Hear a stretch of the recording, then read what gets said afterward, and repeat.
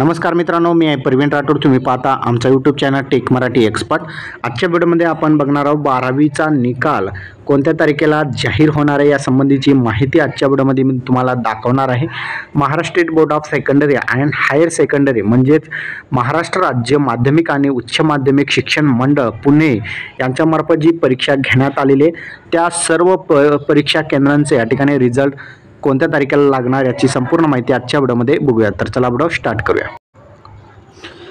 तर मित्रांनो, यंदाची 12वीची जी एक्झाम झालेली होती ती 21 फेब्रुवारी 2024 ते 19 मार्च 2024 या कालावधीमध्ये या ठिकाणी 12वीची एक्झाम झालेली आहे.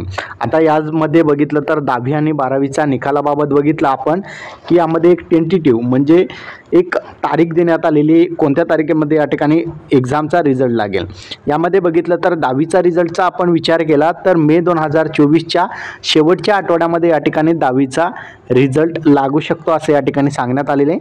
आणि यंदाचा 12वीचा रिझल्ट जो आहे उशिरा लागण्याची शक्यता असल्याचं या ठिकाणी सांगण्यात आलेले आहे. या ठिकाणी 12वीचा रिझल्ट जो आहे तो जूनच्या पहिल्या आठवड्यामध्ये लागण्याची शक्यता आहे.